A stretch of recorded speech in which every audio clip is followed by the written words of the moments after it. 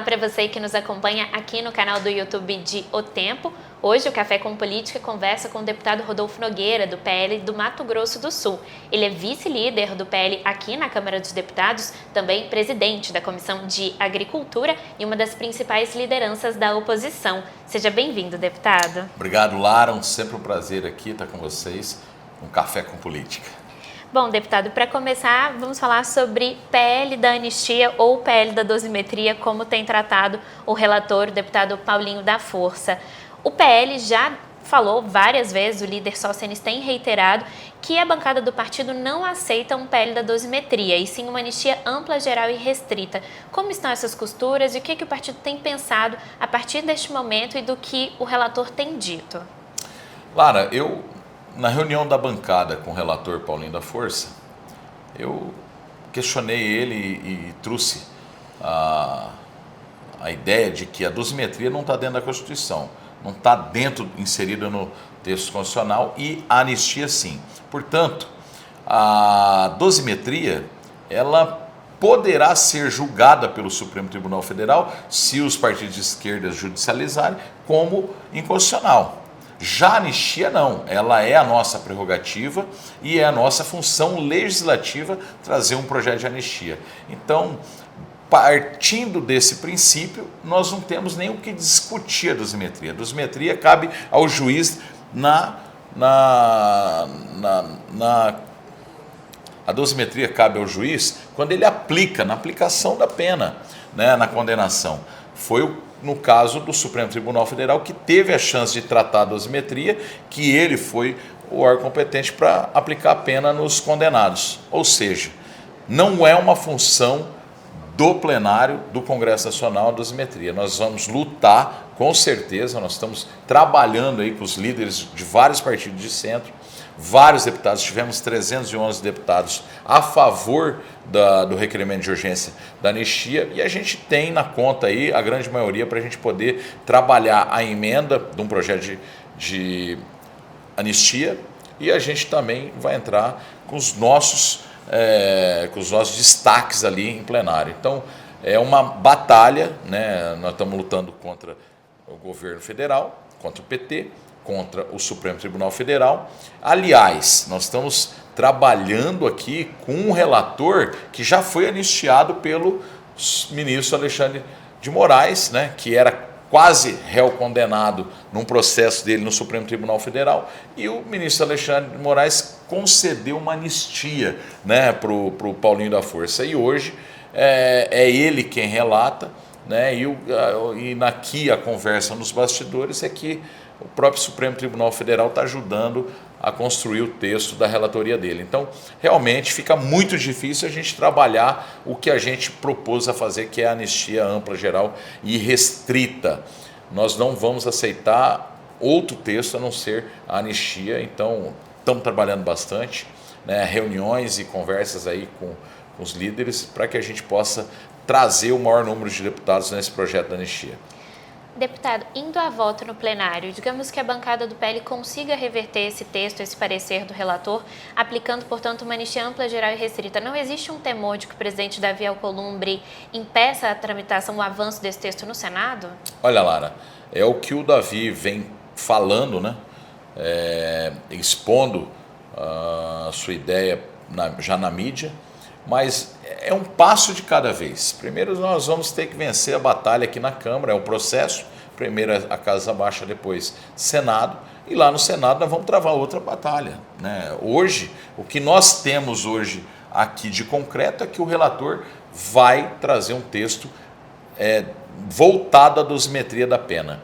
Não serve, ao contrário da grande maioria hoje dos condenados que estão presos, né, 140, 150 pessoas presas hoje que são contrárias à dosimetria. Não vai trazer justiça e nem vai tirar o nome da condenação deles, apenas diminuir a pena. Então não é isso que os condenados hoje, que os presos hoje de 8 de janeiro querem, nem tenho certeza os condenados pela essa narrativa de golpe, que foi General Braga Neto, presidente Bolsonaro, Ramagem, enfim, os outros condenados dentro desse processo. Então, a anistia realmente é uma missão aqui dentro e a oposição toda focada nesse projeto para que a gente possa realmente passar o texto que a gente tanto defendeu, que é a anistia.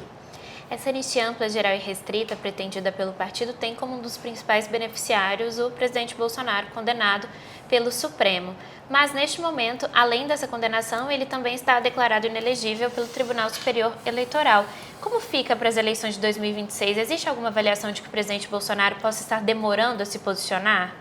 Olha, o governo não quer o presidente Bolsonaro sem condenação e principalmente a prisão, porque somente ele preso que realmente eles tiram ele do processo eleitoral. O presidente Bolsonaro vem liderando todas as pesquisas aí para presidente de 2026 e, lógico, junto com parte do Supremo Tribunal Federal, que também não quer o presidente Bolsonaro, tem, né, seus motivos de vingança pessoal, perseguição implacável ao presidente Bolsonaro e tirar ele do jogo político somente com a prisão dele real. Eu não creio que a inegibilidade dele vai tirar ele do pleito, porque nós vimos o presidente Lula, que estava inelegível, através de uma liminar ser candidato a presidente, e hoje é o presidente eleito, tomou posse. Então, muda-se o presidente do TSE, Cássio Nunes assume em 2026, André Mendonça provavelmente será o vice-presidente do TSE, nomeado lá. Então, o presidente Bolsonaro ganha força no processo dele de inegibilidade lá dentro do TSE.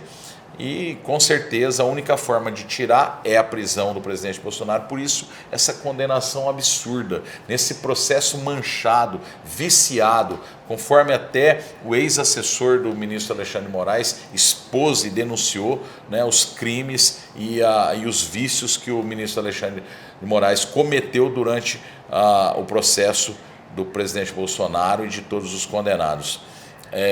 O Tagliaferro trouxe dados e provas concretas e robustas para que esse processo fosse anulado ali, no meio dele. E, infelizmente, a Justiça do Brasil virou as costas realmente porque o mais importante, que são provas materiais que o Tagliaferro trouxe, e a condenação do presidente Bolsonaro basicamente foi toda, e de várias outras pessoas, em cima da delação de uma única pessoa que estava sendo também ameaçado e com certeza pressionado a falar todas aquelas mentiras. Então, a gente vê um julgamento triste, imaculou a imagem do Supremo Tribunal, da Justiça do Brasil toda pelo mundo, né? A gente vê várias canais de mídia hoje do mundo inteiro repercutindo, né, essa perseguição, esse julgamento injusto e com certeza um prejuízo muito grande para a justiça brasileira. Em um cenário sem o presidente Bolsonaro, despontam ali na direita pelo menos dois nomes, um Ratinho Júnior, mais alinhado ao centro, e um Tarcísio de Freitas, que seria esse sucessor direto, também a ex-primeira-dama Michele. Como é que o senhor avalia esses nomes? Bom, eu acho assim, hoje a eleição, o Tarcísio já tirou o nome dele, falou que ele vem para concorrer ao governo de São Paulo, 2026, e eu acho que nós temos hoje três opções hoje na oposição e no PL para lançar. Um é o Jair, o segundo é o Messias e o terceiro é o Bolsonaro. Não existe outro nome. O único que ganha essa eleição do PT, do Lula, é o presidente Bolsonaro. Nós vamos lutar até o último minuto. Lembrando que o Lula estava preso um ano antes de concorrer à presidência da República. Nós temos a convicção e a fé, né? Porque a nossa diferença com a esquerda é a nossa fé. Nós temos um Deus do impossível que pode reverter todas as coisas, Lara, e nós cremos nisso, que vai ser revertido esse processo do presidente Bolsonaro. Não me pergunte quando e como, mas nós acreditamos e nós temos a fé que esse processo será revertido e o presidente Bolsonaro será o candidato nosso. Essa é a fala do presidente do PL, Valdemar, é a fala do líder da oposição, é a fala do líder do PL, é a fala de todos nós da oposição. Não existe outro candidato a não ser nosso presidente Bolsonaro. E ainda falando sobre eleições, existe alguma preocupação sobre esse retrato que as pesquisas têm feito de aumento da popularidade do governo Lula nessa véspera de ano eleitoral? Naqueles primeiros dias do tarifaço, o presidente Lula esboçou uma reação, mas logo caiu. Eu acho que isso é normal, né? Porque é uma variação de apelo, né, político, ideológico ali do presidente Lula quanto à tarifação, quanto ao presidente Trump. E, exatamente, foi um período ali nebuloso. Eu acho que a situação do brasileiro, eu pergunto, para quem ganha de um salário mínimo até 2 salários mínimos, que é mais de 80% da população brasileira nessa condição hoje, como é que está para ir no mercado e encher um carrinho, para se sustentar? Como é que está essa população que vai no mercado comprar 1 quilo de carne, um pacote de arroz, feijão, café, né? É a população que compra um botijão de gás. Então, essa é a realidade do Brasil. Nós caímos num caos econômico.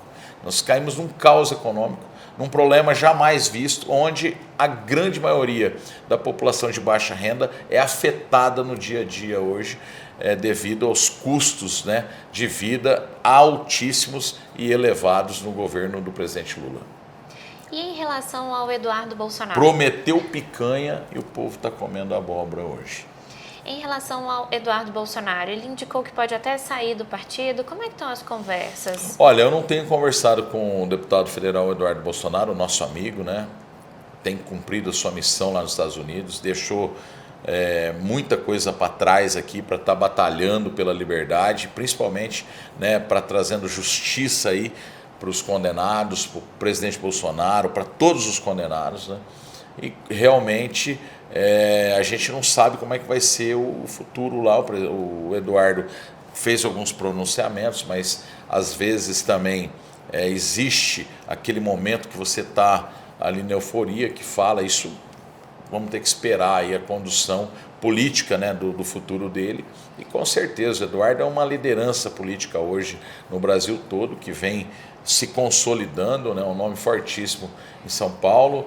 É o nome do PL, a candidato a Senado lá, né, pelo pai dele indicado, e a gente tem que esperar aí, né, o movimento daqui para frente. Hoje o pedido do Conselho de Ética foi pedido vistas, né, no pedido de cassação dele no Conselho de Ética. Então nós acreditamos também que o Eduardo Bolsonaro possa retornar ao Brasil e ser candidato aí. Temos que esperar a vontade dele, lógico, o processo político todo, mas é um nome fortíssimo hoje no Brasil. Em relação ao tarifaço, logo naqueles primeiros dias que se seguiram às determinações do governo norte-americano, houve um incômodo por boa parte do agro em relação à posição do Eduardo Bolsonaro e de parte da direita em apoiar esse tarifaço. Como é que o senhor viu isso? Na verdade, o agro temia muito o que poderia acontecer aí com esse tarifaço do Trump. Pecuária, né, a gente tem uma exportação direta de 18% para os Estados Unidos, né, café, açúcar, né, outros produtos que a gente tem uma exportação muito forte dos Estados Unidos, mas logo o mercado brasileiro se adequou e já foi buscar novos mercados, né? A carne, por exemplo, né, o Japão começou uma compra muito forte, o mercado asiático, né, aumentou, a China, a própria Índia aumentou o consumo de compras aqui do mercado de carne, e o agro vai se adequando, porque o mundo passa fome, são mais de 7 bilhões de pessoas hoje procurando comida, e o Brasil é esse grande celeiro, e se não vende para A, vende para B, C, D e E, porque comida é um material hoje que é o consumo de 7 bilhões hoje da população mundial, e que nós sabemos que o Brasil tem essa missão de trazer essa segurança alimentar para o mundo e vem cumprindo isso. Então, o agro abre novos mercados. É lógico que ter um parceiro como os Estados Unidos como um grande comprador é muito bom, né? É sinal de que a gente tem um respaldo de recebimento e, enfim, uma variedade de produtos que a gente tem força nos Estados Unidos.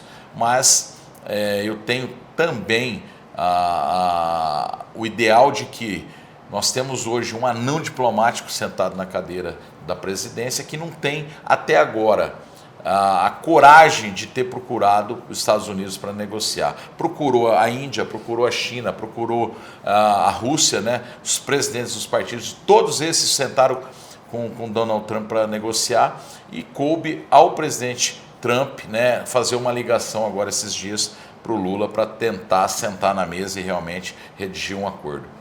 Eu não sei como que vai ser feito esse acordo, não sei qual que vai ser o andamento dessa mesa de negociações. Eu tenho só uma certeza que o presidente Trump não recua dos seus propósitos, e eu acho que o presidente Lula, se for ao Salão Oval, vai ser muito pressionado pela Casa Branca a baixar a guarda e realmente abrir essa negociação com o Brasil, com os Estados Unidos novamente.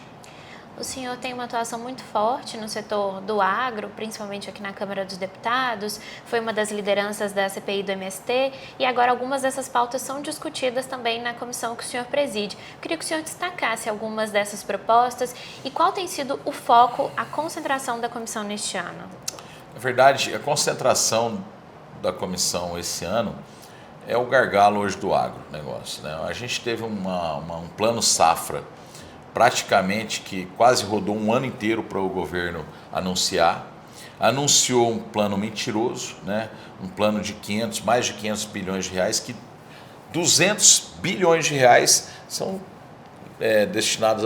são ligados à CPR, que é um instrumento particular de crédito, que não tem nada a ver com o governo federal.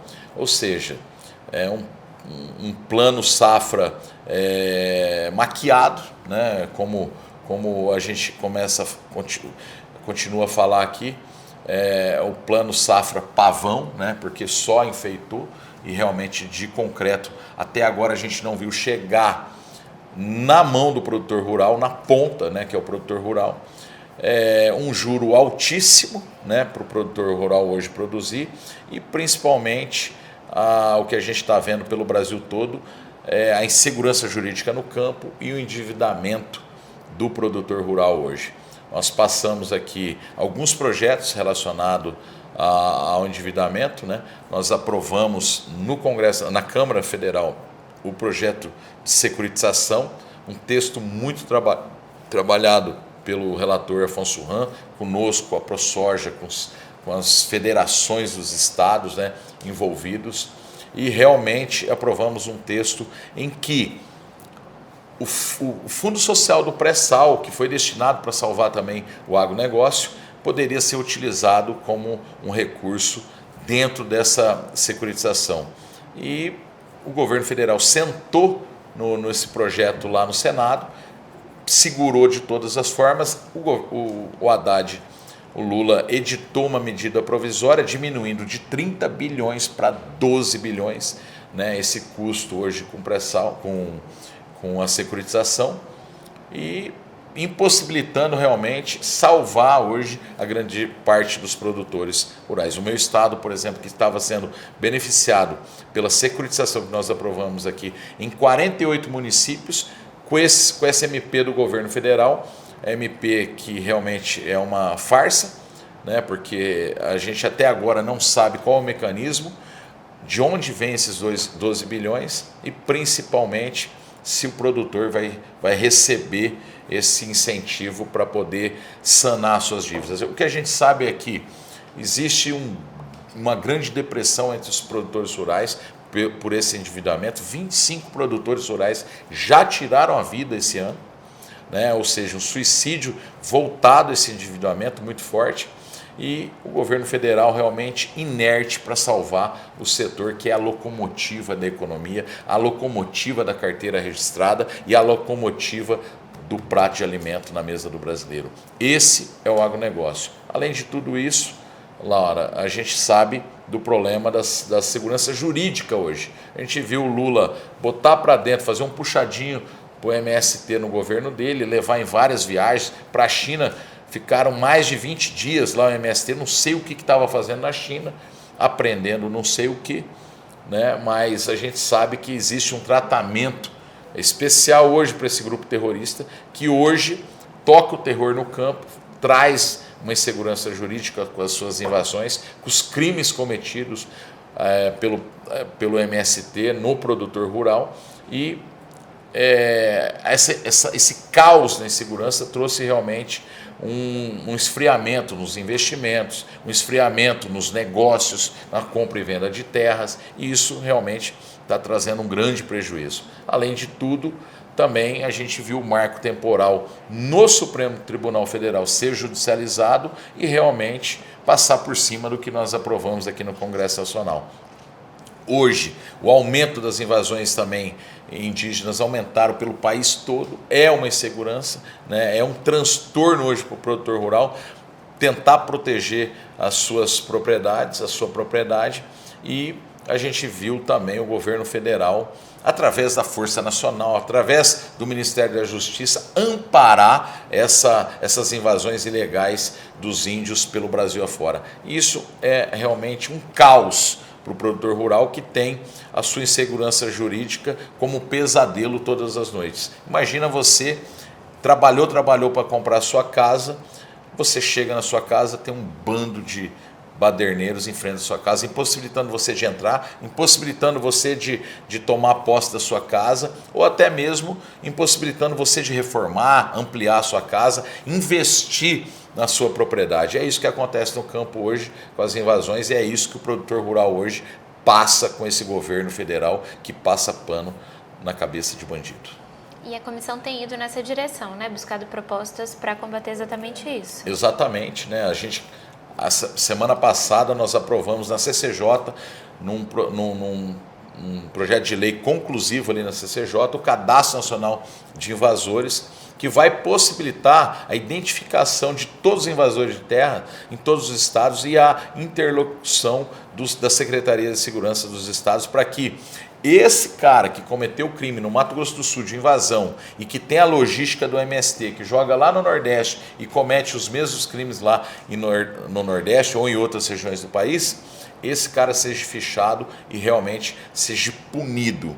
Outra punição desse cadastro nacional é a questão da lei que nós aprovamos, que o invasor perde os benefícios dos programas sociais e perde também um cargo público se ele ocupar ou se ele prestar um concurso. Ele é impossibilitado de tomar posse de qualquer cargo público. Então, esse cadastro nacional vai vir para identificar esse cidadão que comete o crime e ainda quer receber benefícios e ter um cargo público. Impossível, né, no Brasil de hoje, a gente deixar esse tipo de terrorista estar empregado no governo federal, no governo estadual ou afora aí nos municípios. Deputado, existe uma avaliação nos bastidores da Câmara de que esse tem sido um ano bastante improdutivo, que a Câmara tem conseguido aprovar poucas pautas importantes e existe uma avaliação ruim também entre alguns deputados sobre a atuação do presidente Hugo Motta. Como o senhor avalia? Olha, muito difícil, né? O Hugo Motta pegou um ano muito difícil, né? Que foi realmente o problema da anistia, né? O problema de várias medidas provisórias aí do governo, como hoje, né, a medida provisória 303, que cria mais impostos, e realmente as pautas que o governo tem trazido aqui para casa são pautas que trazem uma discussão muito forte aqui nos partidos e nos deputados. É difícil de tocar, o Brasil está dividido, né? Esse clima dessa guerra hoje ideológica realmente atrapalha a pacificação e, como eu falei no começo da entrevista, a anistia poderia vir para pacificar todo esse imbróglio e a gente tocar o que o Brasil precisa realmente, é que a gente voltar, né, ao Congresso Nacional para o desenvolvimento do país. Felizmente, hoje, algumas pautas ideológicas hoje estão travando outras pautas econômicas aqui no plenário e na Câmara Federal. Deputado, ainda sobre o Hugo Motta, o senhor acha que ele demorou a pautar a anistia? Bom, eu acho que assim, ele tentou construir um entendimento com a grande maioria para que o texto não entrasse em votação, nem o requerimento de urgência, nem o texto mesmo não fosse reprovado aqui pela grande maioria.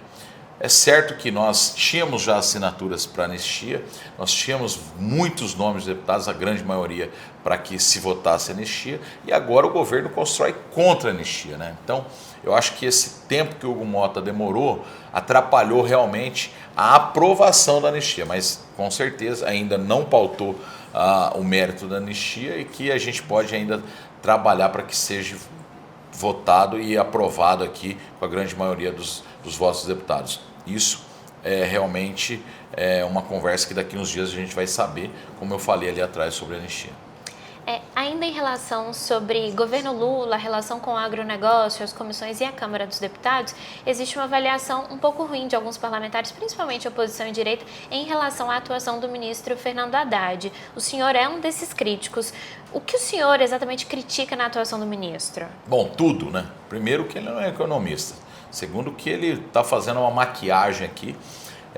O Ministério da Economia não corta os gastos, não corta na carne, na própria carne. Os custos hoje da política do Brasil, a criação de ministérios, a criação de cargos, gastos e gastos e gastos. Um governo federal, um presidente que sai para viajar mais do que governa, né? Uma primeira-dama que só quer ficar em hotéis milionários de 5 estrelas, enfim, são gastos que o Brasil hoje poderia realmente rever e que hoje a gente sabe que virou uma bola de neve, né? As estatais hoje todas dando prejuízo, isso é um grande atrapalho para a equipe econômica, né? E outra coisa que a gente está vendo é uma captação de imposto que o Tachad fez na sua política econômica. A cada 30 dias ele aumenta ou cria novos impostos para o povo brasileiro pagar, visando fazer um caixa aí para os programas sociais que o governo deve apelar em 2026 para essa compra de voto legalizada, que são os programas sociais aí que o governo vai soltar, como a gente viu o lançamento do Vale Gás agora. Tudo numa tentativa aí novamente de iludir a população brasileira, né, dando migalhas ao invés de construir uma economia sólida, robusta, fortalecendo a geração de emprego, as empresas, as indústrias e principalmente o agronegócio, que carimba 30% da carteira registrada no Brasil. Então, é uma política desastrosa.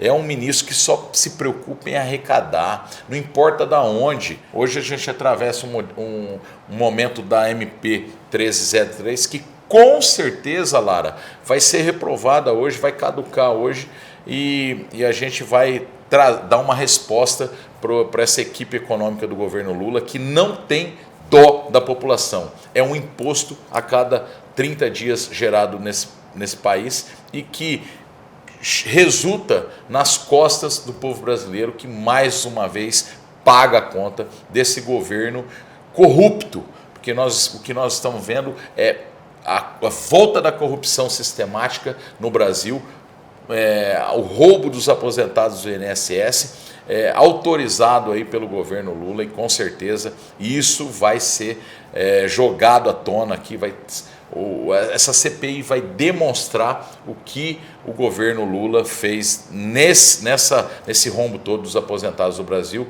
e comprovar o crime de cada um que roubou hoje os aposentados. Então, é desastrosa a atuação do ministro Haddad em frente ao Ministério da Economia. Deputado, passado esse momento de possível derrubada da MP 1303, que a oposição tem articulado, e agora uma expectativa de votação do PL da anistia ou da dosimetria na semana que vem, quais vão ser as prioridades para o senhor? Bom, as prioridades nossas aqui vai ser o agronegócio, com certeza, né? Nós temos um projeto ali já pautado, que é o 4357, né, que proíbe a propriedade produtiva ser desapropriada, né, que já é um entendimento do Constituinte em 1988, que tirou essa propriedade produtiva, né, e com certeza o fortalecimento dessa segurança jurídica no campo e lutar pelas políticas públicas aí de concessão de crédito e juros para o produtor rural brasileiro hoje poder produzir com custo mais barato. O senhor acha então que votando a anistia destrava a pauta? Eu acho que sim, eu acho que daí vai ser um novo momento aí para o Brasil, mesmo com eleições vai ser um novo momento e a gente vai estar aqui como oposição também travando essa luta contra o governo federal. Obrigada, deputado. Nós estivemos com o deputado Rodolfo Nogueira, do PL do Mato Grosso do Sul, ele é vice-líder do PL aqui na Câmara dos Deputados e também presidente da Comissão de Agricultura. Essa entrevista você conferiu aqui na íntegra no YouTube de O Tempo e também está disponível em otempo.com.br.